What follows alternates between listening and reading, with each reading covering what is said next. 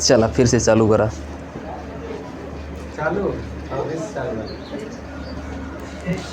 बढ़िया कैला। क्या लिखे हैं? ऐसे जीव जो अपने पोषण के लिए स्वयं अकार्बनिक पदार्थों से जटिल कार्बनिक पदार्थों का निर्माण कर सकते हैं उन्हें स्वपोषी घटक कहते हैं। उन्हें स्वपोषी घटक कहते हैं।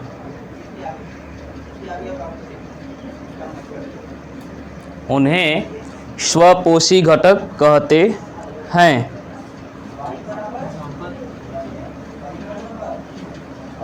स्वपोषी जैसे वही हरे पेड़ पौधे, जैसे पादप, प्रकाश की उपस्थिति में CO2 की सहायता से, प्रकाश की उपस्थिति में CO2 व जल के उपयोग, प्रकाश की उपस्थिति में CO2 व जल के उपयोग से अपना पोषण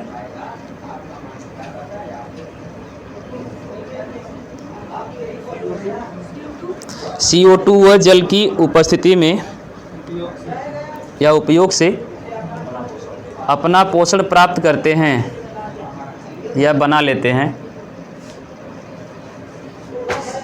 ये तो सबको पता है कि पेड़ पौधे प्रकाश संश्लेषण कैसे करते हैं। कैसे करते हैं?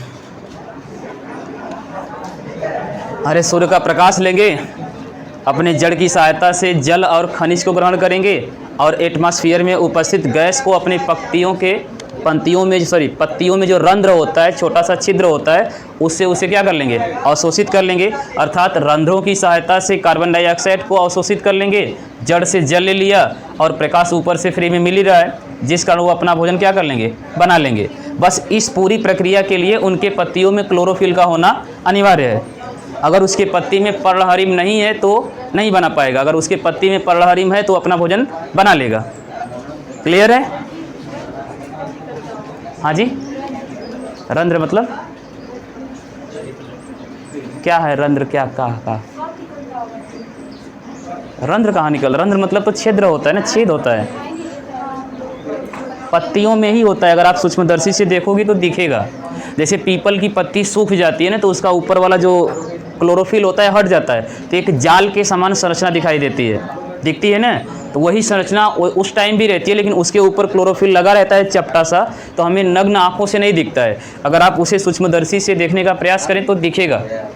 हमारी त्वचा में भी छोटे छोटे छिद्र हैं, तभी ना उस छिद्र में से आपका पसीना बाहर आता है, पानी बाहर आता है, लेकिन हमको नग्न आँखों से दिखाई देता है नहीं। इसी छिद्र में से कोई भी सूक्ष्म जीव जैसे जीवाणु, विषाणु जब हमारे ऊपर आता है तो इसी त्वचा के अंदर से छोटे से छिद्र से हमारे शरीर में क्या कर जाता है? प्रवेश। हमारी त्वचा में भी बहुत सारे छिद्र हैं, तभी तो पसीना होता है। अगर छेद नहीं होता तो फिर पानी बाहर कैसे आता? नहीं आता। क्लियर? लेकिन आपको नग्न आँखों से नहीं दिखेगा। बात समझ में आई? ठीक है, आगे लिखिएगा। पैराग्राफ चेंज, हाँ चेंज करके। जलीय परितंत्र में जलीय पादप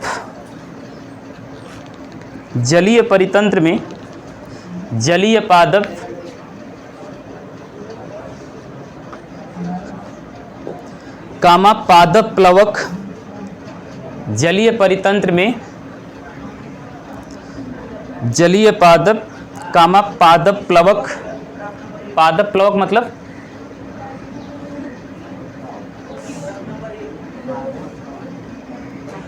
छोटे छोटे जैसे पादपों के जो जीवाणु कह रहे हैं, क्या बोलते हैं? बीजाणु।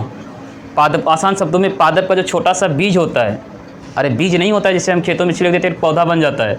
छोटे छोटे जब पादपों के बीजाणु होते हैं, जब पानी में तैरने लगते हैं ना, तो उसे क्या बोलते हैं? पादप प्लवक। यानी मछलियाँ किसका उपयोग करती हैं? उपभोग करती हैं। तो इन्हीं पादप प्लवकों का क्या करती हैं? उपभोग। मछलियाँ भी पादप प्लवकों को खा जाती है। आसान शब्दों में जिसे आप लार्वा समझते हैं ना, या कहते हैं सूक्ष्म जीवों के जो बच्चे होते हैं, जो भ्रूण होते हैं, उसे लार्वा कहते हैं। उसी प्रकार जो जलीय पादप हैं, या जो हम जैसे कहें कि शैवाल हमारा एक प्रकार का पादप है, शैवाल एक प्रकार का पादप है ना, तो उस शैवाल से जब एक नए शैवाल का निर्माण होगा तो जाहिर सी बात है कि वो अपने बीजाणु को अपने शरीर से पृथक करेगा। तो वही जब एक शैवाल अर्थात काई इतनी छोटी सी होती है, गोल सी, जब वह अपने शरीर से एक छोटी सी काई को अर्थात एक छोटे से बीजाणु को पृथक करेगी, तो जब शैवाल अपने शरीर से एक छोटे से बीजाणु को पृथक करता है तो उसे ही क्या बोलते हैं? पादप प्लवक। और उसी छोटे से बीजाणु का शिकार या उपभोग कौन कर लेता है? मछली। अगर वही बच जाती है तो आगे चलकर शैवाल का क्या करती है? निर्माण। क्लियर? पादप प्लवक व शैवाल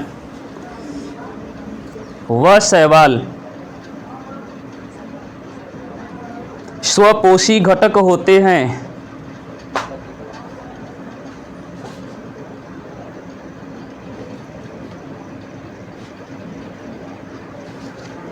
जबकि स्थलीय परितंत्र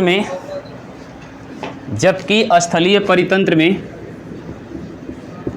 शाक, झाड़ी व वृक्ष, शाक, झाड़ी व वृक्ष, जबकि स्थलीय परितंत्र में शाक, झाड़ी व वृक्ष आदि प्रमुख उत्पादक होते हैं। आदि प्रमुख उत्पादक होते हैं।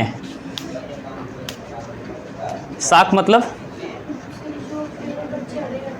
हाँ, इनका तना जो होता है ना उतना दृढ़ नहीं होता है, मतलब इनके तने में कठोरता नहीं होती है लेकिन फ्लेक्सिबिलिटी बहुत ज़्यादा होती है। यह किसी भी दूसरे पादप के सहारे उसके ऊपर या शिखर तक चढ़ जाते हैं, या बिल्डिंगों या टावरों या इमारतों के ऊपर उनसे लिपट कर ऊपर चढ़ जाते हैं। जैसे टावर वगैरह पर देखे होंगे ना, तो हरा सा ऐसे घूम घूम के एकदम उसके शिखर तक चला जाता है। तो ऐसे भी पेड़ पौधे या पादप होते हैं जिनका तना कठोर नहीं होता है, जिस कारण वो सीधे खड़े नहीं हो पाते हैं, लेकिन किसी दूसरे तने की सहायता से अपना विकास कर पाते हैं। तना नहीं मिलेगा तो ज़मीन पर ही क्या हो जाएगा? फैल जाएगा। जैसे आप लोग घर पर सब्जियां उगाते हैं ना, वही नेनुआ, सरपुतिया, चिचिंधा वाला, तो वो फैलता है कि नहीं फैलता है? वह भी तो एक पादप है। झाड़ी की बात करेंगे तो जितने छोटे वृक्ष होते हैं, हाँ, जैसे अमरूद हो गया, बांस हो गया या अनार हो गया, जितने छोटे छोटे पौधे होते हैं, बांस झाड़ी में आएगा। वो अलग बात है कि एक आध प्रजाति लंबी होती है लेकिन झाड़ी में ही आता है। अब वृक्ष का मतलब तो ये जैसे पीपल है, बरगद है, आम है, जो विकसित पौधा है, तो ये सभी के सभी क्या हैं आपके? यह है आपके स्वपोषी घटक या उत्पादक। क्या है वो? तो क्या है वो? पौधा ना है? क्या कर रहा है सर?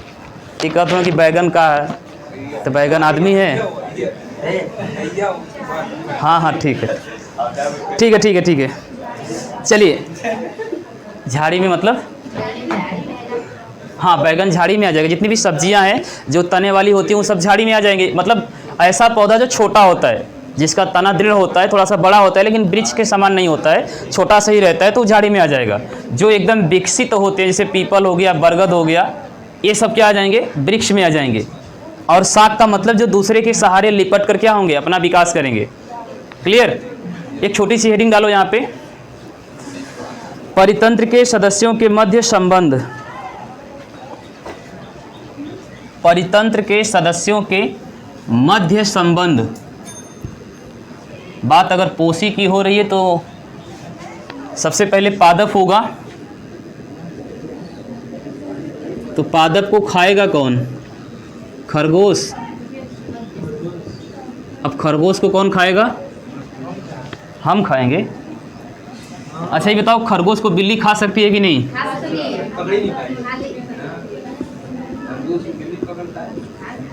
अरे पकड़ ना पाएगी वो बात अलग है, अगर पकड़ लेगी तो खा जाएगी।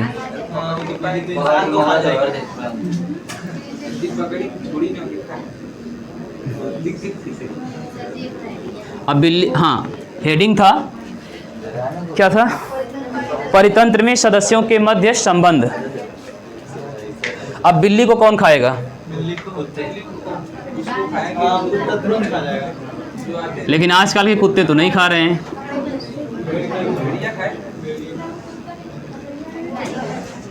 आजकल के कुत्ते तो बैठे रहेंगे, बिल्ली उनके ऊपर से चली जाएगी। ऐसा कुछ नहीं है। आजा तोरे घरे। पहले खौफ होता था बिल्लियों को कुत्ते का, लेकिन आजकल की बिल्लियां कुत्तों से ज़्यादा डेंजर हो गई है। सही बात है ना। एक टाइम था हम लोगों का ना, जब कुत्ते शेर होते थे और बिल्लियां बिल्ली होती थी, लेकिन आजकल उल्टा हो गया है, कुत्ते बिल्ली हो गए हैं और बिल्लियां शेर। जहाँ से समझत हो। ठीक है, क्लियर। इसको कर लीजिए। इसमें चित्र बनाया है, हालांकि हम चित्र बना नहीं पाएंगे, तो आप एडजस्ट कर लीजिए ऐसे ही। अब खरगोश कैसे बनता है?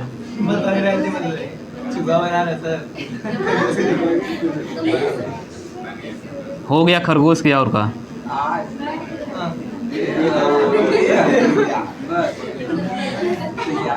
अब बिल्ली कैसे?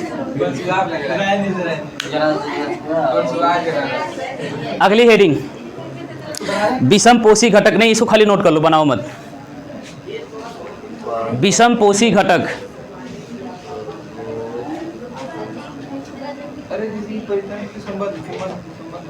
यही था। हाँ,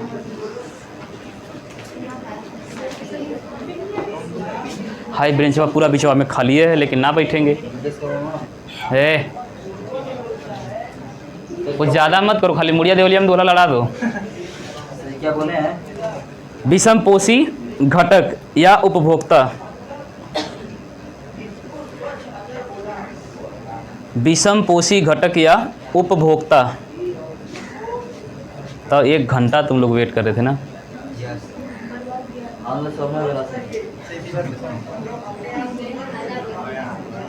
खाना वाना लेके आए?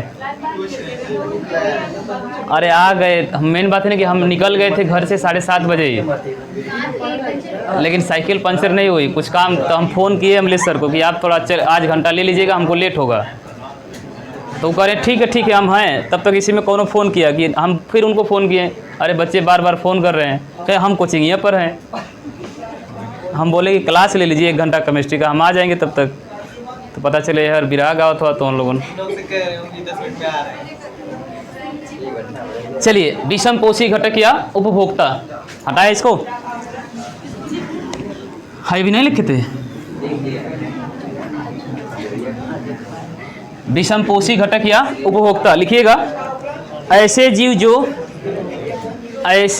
जो अभी देखो टाइमिंग चल रही है ना, वो एक बार का तो ले लिया आधा घंटा, अब ये उलाट के एकदम छोड़ा। ऐसे जीव जो स्वपोषी घटकों द्वारा, ऐसे जीव जो स्वपोषी घटकों द्वारा, स्वपोषी घटकों द्वारा निर्मित भोजन से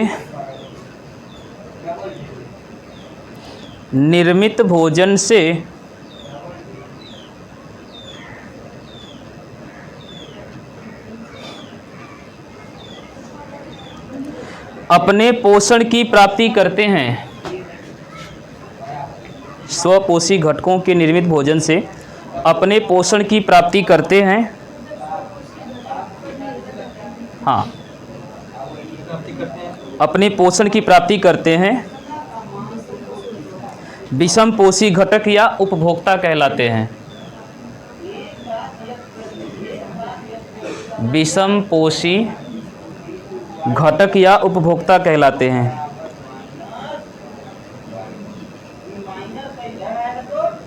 ऐसा क्यों करते हैं अर्चना? काहे करते हैं ऐसा? हाँ, क्योंकि वे, लिखिए, क्योंकि वे स्वयं अपने लिए, क्योंकि वे स्वयं अपने लिए कार्बनिक पदार्थों का निर्माण, स्वयं कार्बनिक पदार्थों का निर्माण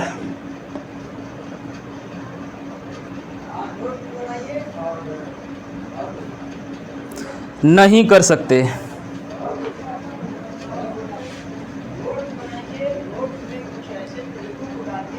नहीं कर सकते।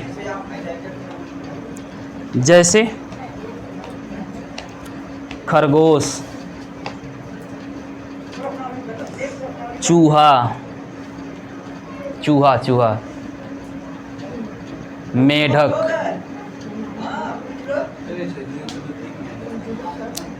अपना भोजन बना लेता है स्वयं से।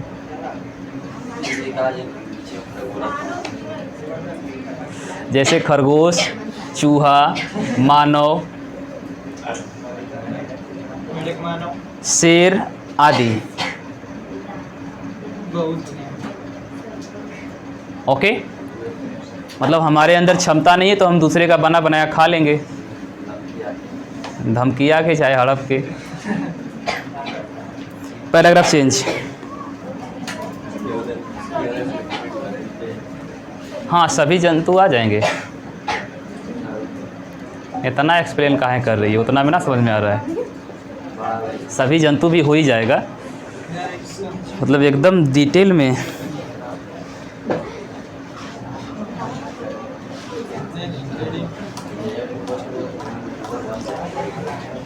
अच्छा, तो ये बताइए कि हम भोजन कितने प्रकार से ग्रहण करते हैं?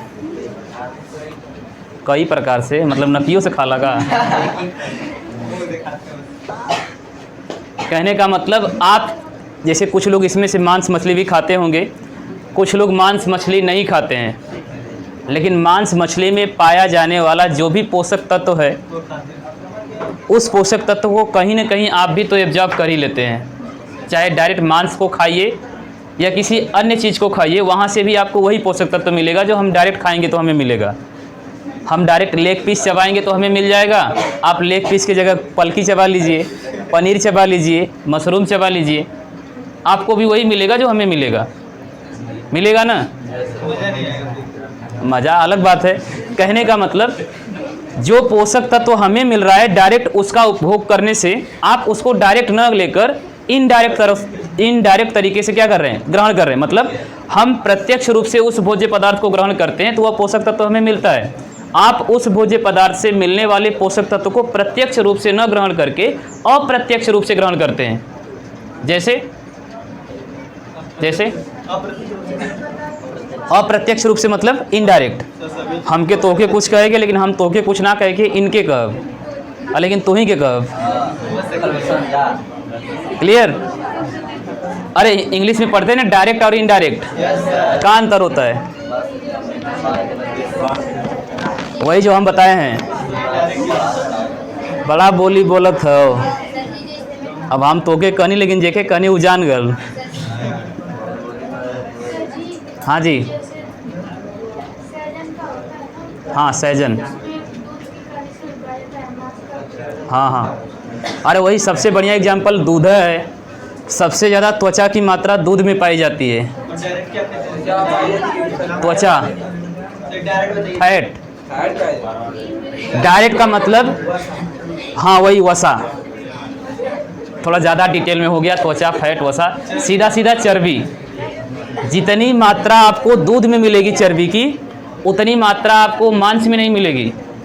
आप रेगुलर दूध का इस्तेमाल करिए। हम रेगुलर टंगड़ी कबाब खाते हैं, लेकिन सबसे पहले मोटे आप होंगे। क्यों?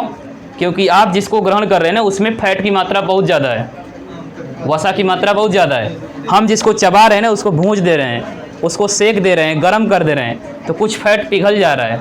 कुछ चबाने में पिघल जा रहा है, कुछ पचाने में पिघल जा रहा है। दूध में बहुत ज़्यादा मात्रा होती है फैट की। कितना हूँ जलाएंगे, पिघलाएंगे, खोआ बना देंगे, पनीर बना देंगे तो बच ही जाएगा ना। और डायरेक्ट अगर उसको उसमें भी है लेकिन दूध से कम है। सबसे मांसों में सबसे ज़्यादा उसमें होता है, लेकिन सबसे ज़्यादा अगर किसी में फैट है तो चर्बी उसमें है, दूध में। अरे 1 किलो दूध में पाव भर निकल ही जाएगा फैट। वही 1 किलो दूध में पाव भर निकाल देंगे, कढ़ाई है। अरे डायरेक्ट जो डेयरी पे चेक करा लेगा, वो पनीर निकालेगा तो कितना निकलेगा? पाव भर नहीं निकलेगा। अब तू डायरेक्ट मीटर लगा के चेक करा तो अलग बात है। फैट का मतलब सीधा सीधा वसा से है, ठीक है। और जो तुम लोग जाके बेचते हो ना, कितना निकलता है? कई पॉइंट वो किस में मापता है, फैट को किस में मापता है, कौन कौन दूध बेचता है? तो जो डेयरी पर आप दूध लेकर जाते हैं तो जो निकालता है ना 36, 35, 45, 55, 85, वो मापन किस में करता है? ml, किलोग्राम क्या है? ग्राम करता है ना।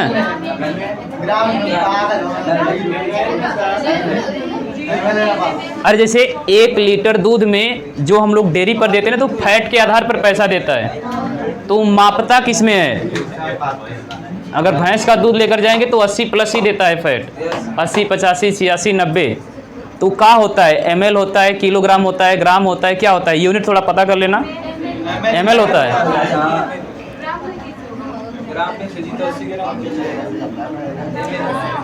हो गया।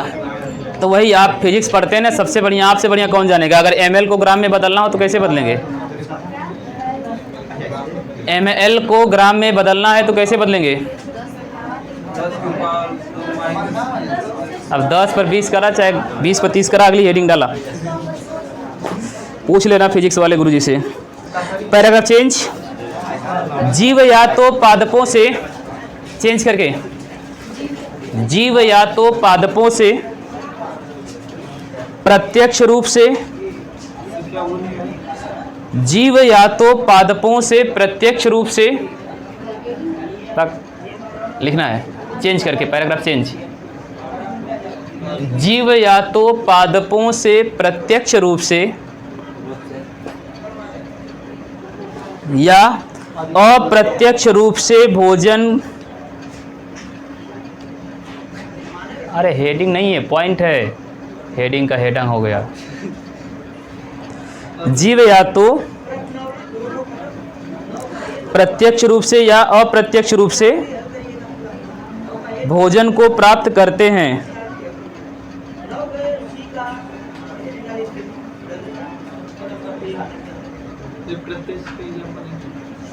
सब दे रहे हैं भैया। अभी हमने पादप लिखा था, खरगोश लिखा था, फिर बिल्ली और भेड़िया। तो पादप में मान लेते हैं कि आयरन की मात्रा है, तो उस पादप को जब खरगोश खाता है तो आयरन की मात्रा उसमें चली गई। अब यहाँ पर हाँ, तो प्रत्यक्ष बताइए ना।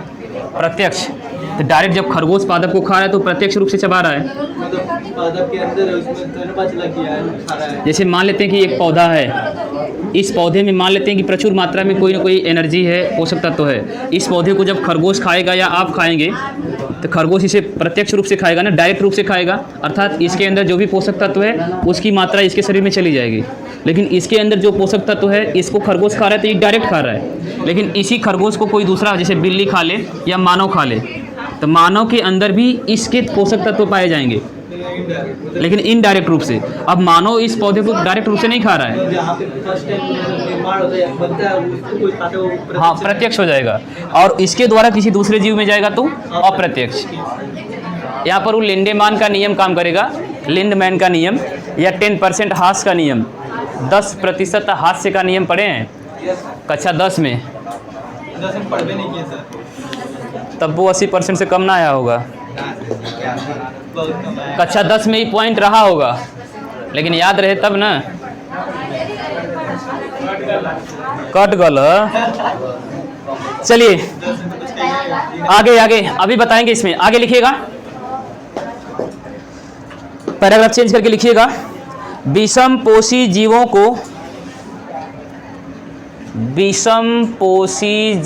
को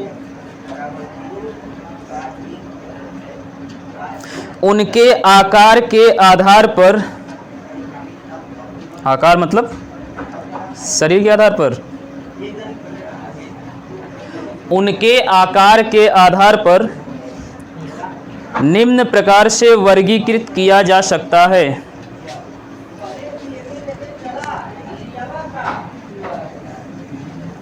आकार के आधार पर निम्न प्रकार से वर्गीकृत किया जा सकता है। तब तो इस हिसाब से हाथी और हवेल का क्या होगा? तब तो हाथी और ब्लू हवेल को सबसे लास्ट में रखना पड़ेगा, लेकिन ये लोग तो सेकंड में आ जाते हैं प्राथमिक उपभोक्ता में। हाथी शाकाहारी होता है कि मांसाहारी होता है? अगर हाथी मांसाहारी होता तब क्या होता? तब जंगल का राजा शेर नहीं हाथी होता। तब वो ना हो का है। अच्छा, हाथी का शिकार शेर कर लेता है?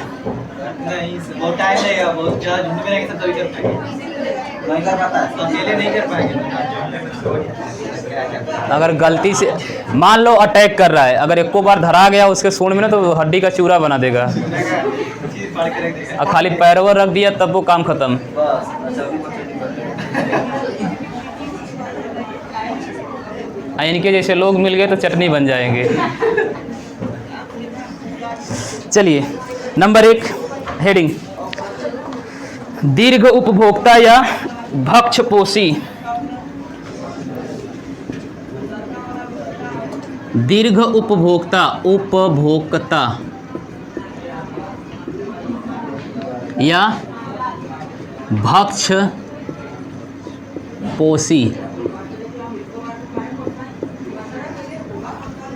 अब हेडिंग से ही डिफिनीशन का नाम मतलब बताने का प्रयास करो। दीर्घ उपभोक्ता या भक्षपोषी मतलब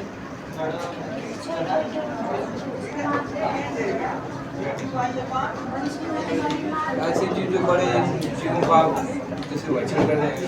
नहीं, बड़े जीव से इसमें कंपेयर नहीं करना है। इसमें सीधा सीधा यह कह रहा है कि वे जीव या सजीव जो किसी भोज्य पदार्थ को सीधे ग्रहण करते हैं, जैसे जितने भी शाकाहारी जीव हैं ना, शाकाहारी जैसे खरगोश हो गया, बकरी हो गया, हिरण हो गया आदि, जितने भी घास फूस खाते हैं, तो यह लोग डायरेक्टली उत्पाद को ग्रहण कर रहे हैं और उस उत्पाद में उत्पन्न ऊर्जा या संचित ऊर्जा को अपने अंदर क्या कर रहे हैं, ग्रहण कर ले रहे हैं।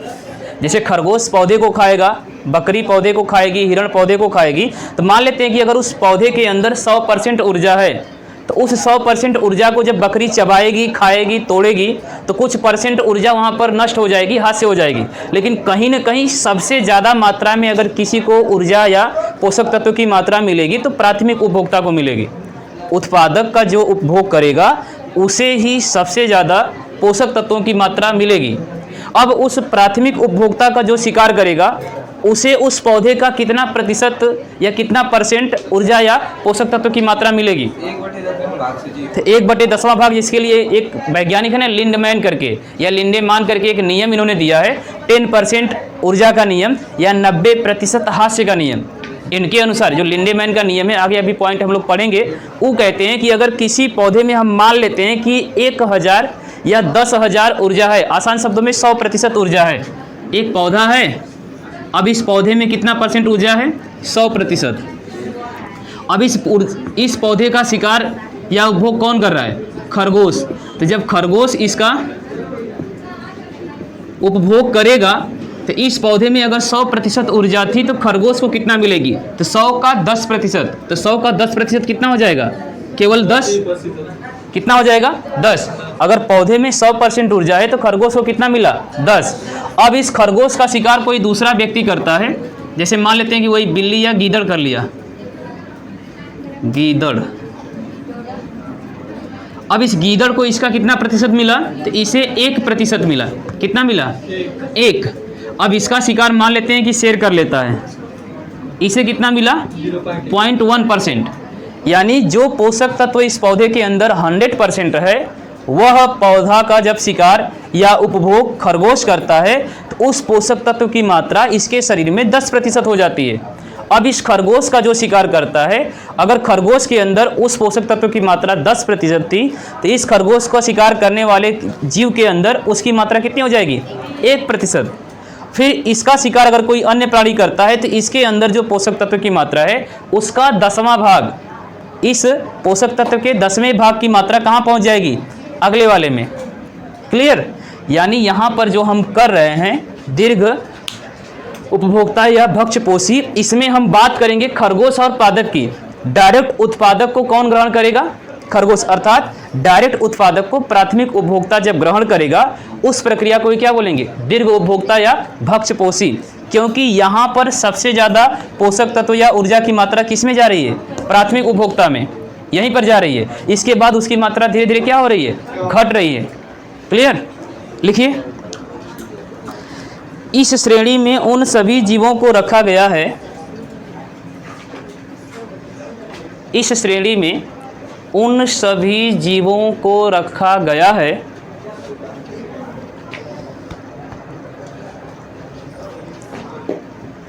इस श्रेणी में उन सभी जीवों को रखा गया है जो भोजन को सीधे ही ग्रहण करते हैं।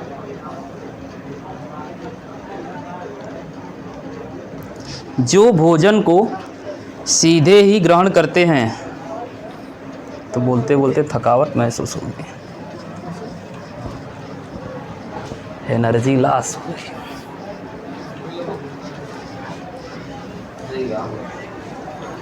क्लियर? क्या लिखे हैं? इस श्रेणी में उन सभी जीवों को रखा गया है जो भोजन को सीधे ही ग्रहण करते हैं तथा उसका पाचन करके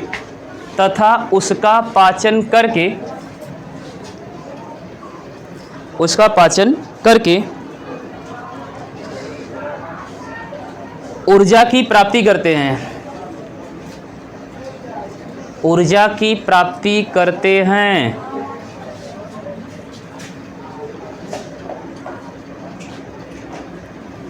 हो गया?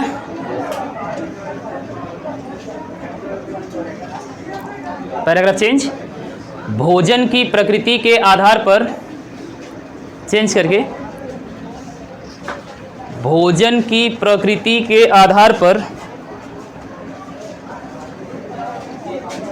इन्हें निम्न भागों में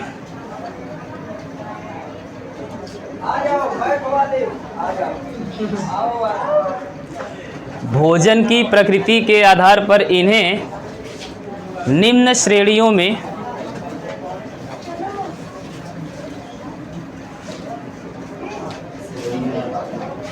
जा फिर लड़ाई लगी जा। वो सांस लेने के लिए छोड़ देगी, ज़्यादा नहीं 12वां से 2-4 किलो सांस लेके तो फिर अंदर आवा। भोजन की प्रकृति के आधार पर इन्हें निम्न भागों में वर्गीकृत किया गया है।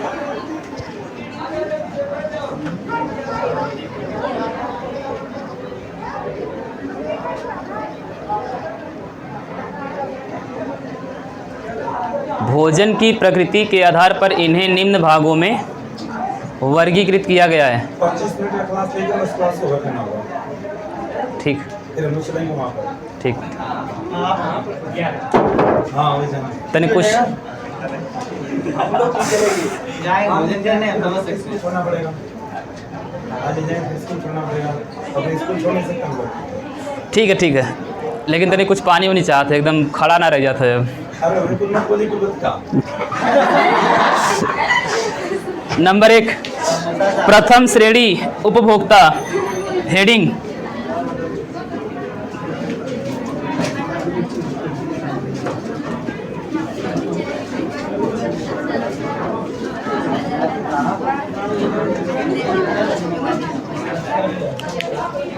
प्रथम श्रेणी के उपभोक्ता या प्रथम श्रेणी उपभोक्ता।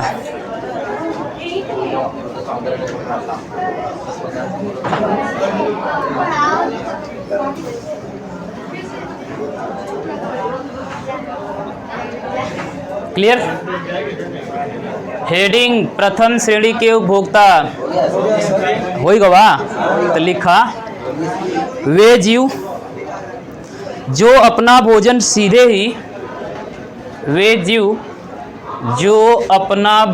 सीधे ही टाइमिंग देखा भैया चला था कि उसकी नीर बंद हो गल। फिर तू जब रहा तो ये कुल करबे करला। हाँ फिर दोहराई ना। अच्छा मतलब 20 मिनट दोहराई। चलिए, वे जीव जो अपना भोजन सीधे ही उत्पादकों से प्राप्त करते हैं। अपना भोजन सीधे ही उत्पादकों से प्राप्त करते हैं।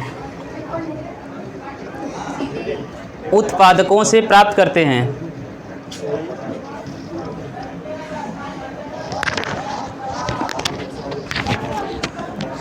प्रथम श्रेणी के उपभोक्ता कहलाते हैं।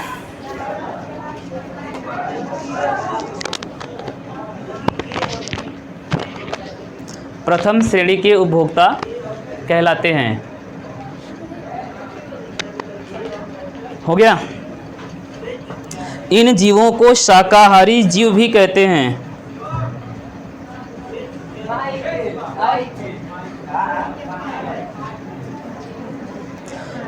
इन जीवों को शाकाहारी जीव भी कहते हैं क्योंकि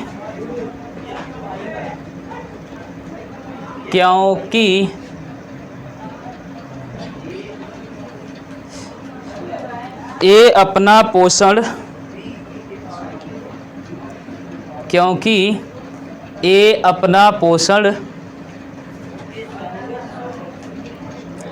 पादपों के विभिन्न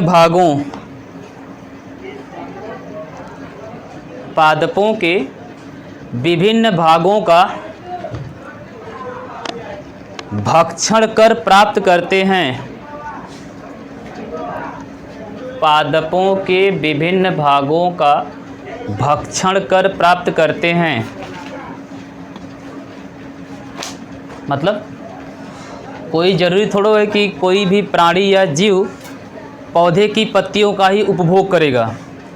उसके तने का भी कर सकता है, छिलके का भी कर सकता है, जड़ का भी कर सकता है, फूल या फल का भी कर सकता है कि नहीं।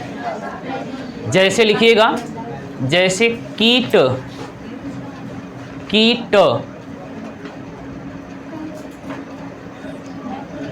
दो चार ठो आतंकवादी घुस के बैठे हैं, ठीक है।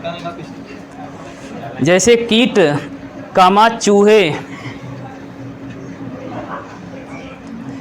कामा हिरण, खरगोश, बकरी,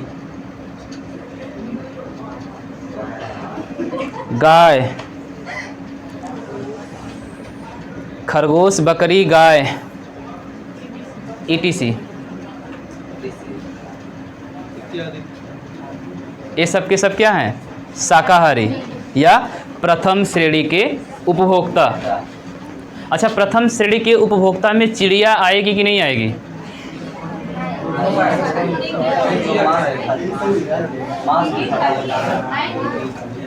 लेकिन कुछ चिड़िया शाकाहारी होती हैं।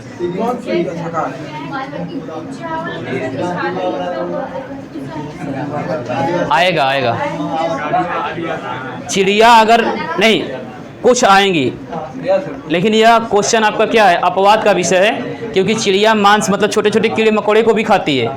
लेकिन कुछ चिड़िया होती हैं जो केवल और केवल पादपों के रसों पर निर्भर रहती हैं, उनके फूलों के रसों से ग्रहण करती हैं या अनाजों को ही खाती हैं, किसी कीड़े मकोड़े को नहीं खाती हैं। क्लियर? तो कभी भी ज़्यादा डिबेट हो तो आप प्रथम श्रेणी में चिड़िया को भी रख सकते हैं, लेकिन कुछ ही चिड़िया होंगी, सभी नहीं। खास करके जितनी छोटी चिड़िया होती है ना, जैसे एकदम छोटी, क्लियर। लेकिन जितनी विकसित या बड़ी चिड़िया या पक्षी होंगे वे सबके सब किस में आएंगे? द्वितीय में आएंगे। मानव, हाँ। अगली हेडिंग, द्वितीय श्रेणी के उपभोक्ता। हेलो, अगला लिखो, द्वितीय श्रेणी के उपभोक्ता।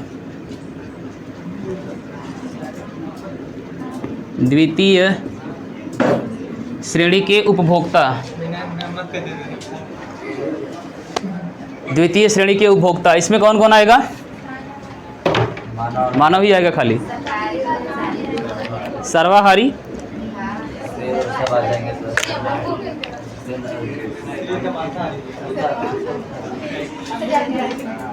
हो गया, लिखिएगा। हाँ भैया, तोरा तो कूल है। ऐसे जीव जो शाकाहारी जंतुओं का शिकार करके, ऐसे जीव जो शाकाहारी जंतुओं का शिकार करके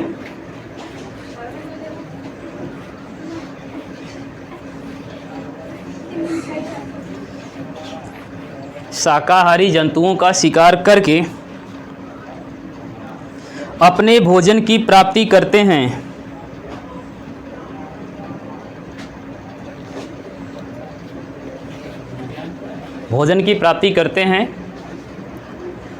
द्वितीय श्रेणी के उपभोक्ता कहलाते हैं। द्वितीय श्रेणी के उपभोक्ता कहलाते हैं।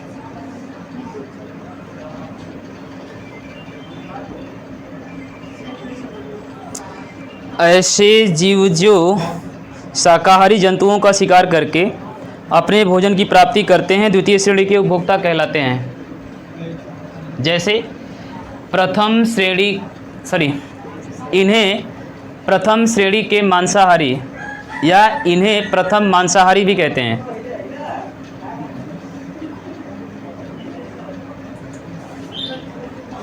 इन्हें प्रथम मांसाहारी भी कहते हैं। क्लियर? फिर से, वे जीव जो प्रथम श्रेणी के उपभोक्ताओं का शिकार कर अपना भोजन प्राप्त करते हैं उन्हें द्वितीय श्रेणी के उपभोक्ता कहते हैं। इन्हें प्रथम मांसाहारी भी कहते हैं। जैसे पक्षी। अब चिड़िया और पक्षी में अंतर क्या है? पक्षी में सभी आ जाएंगे सर। पक्षी बड़ा होता है, चिड़िया छोटी होती है। पक्षी में सारी पक्षी आ जाएंगी सर। चिड़िया में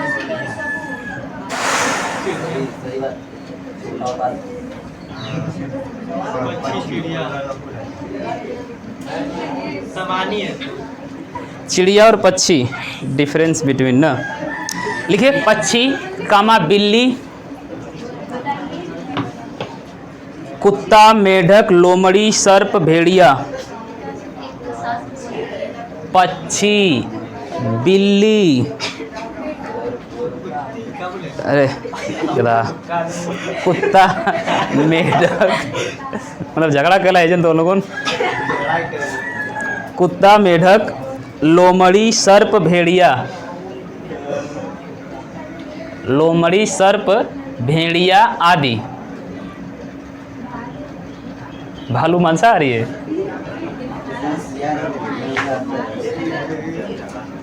अच्छा बस करा जाए था, सुबह सुबह बिना खैले पियले आ ले हम तो उल्टा सीधा नावला है। अंतर बताओ यार चिड़िया और पक्षी में। सभी तैरने वाले आ जाएंगे।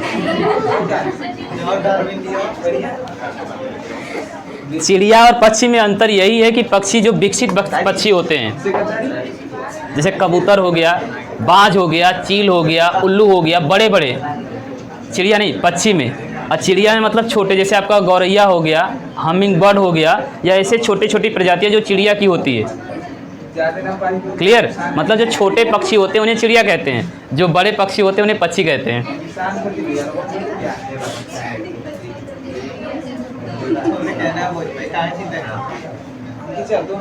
एग्जैक्ट डाटा हमको को ना पता है चिड़िया और पक्षी में, देखना पड़ेगा।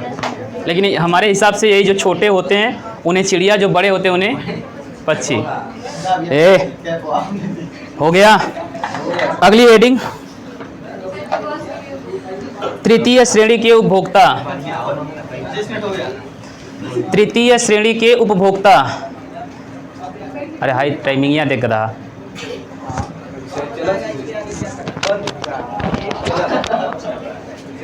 तृतीय श्रेणी के उपभोक्ता। 1 घंटा हम लोगों का फालतू में चला गया यार, क्या बताएं। गलती तो आपकी है। 7 गलती हमारी ना है, लेकिन क्या करें, घरों वाले की बात माननी पड़ती है। नहा धो के जैसे ही सोचे कि अब कोचिंग चले तो वो करे कि ना आज तनी ले जाता नहीं है, खेते में चढ़ाया हुआ, बस वहाँ गईले के बाद 1 घंटा चल गया।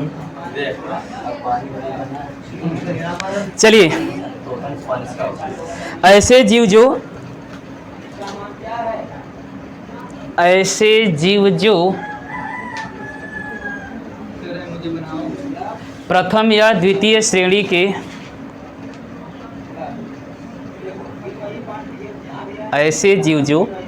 प्रथम या द्वितीय श्रेणी के उपभोक्ताओं को खाकर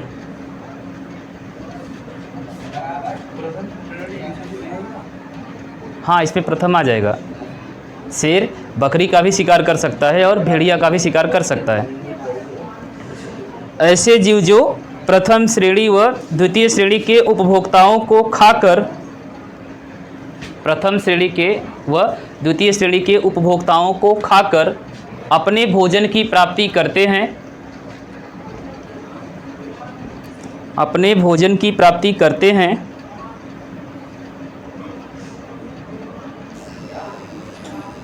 अपने भोजन की प्राप्ति करते हैं, तृतीय श्रेणी उपभोक्ता कहलाते हैं।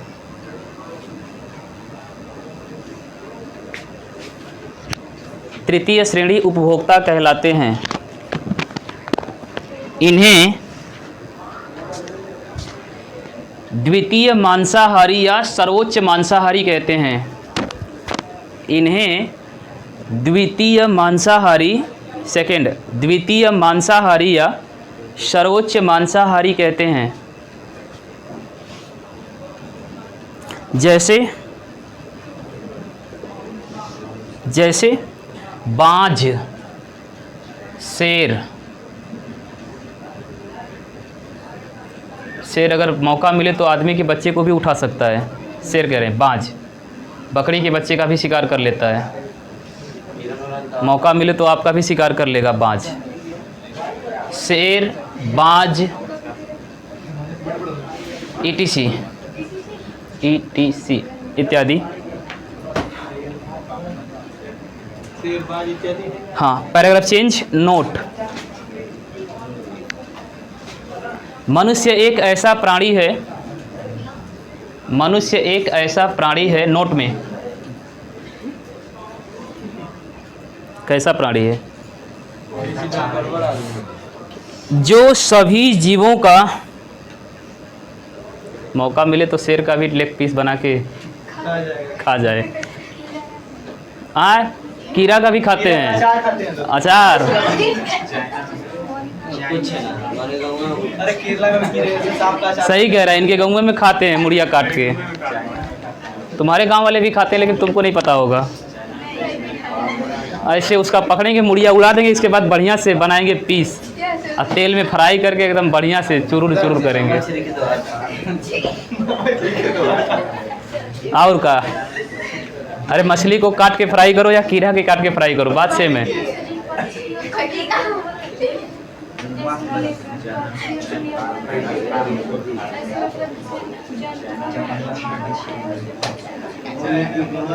समझ नहीं पा रहे हम। मतलब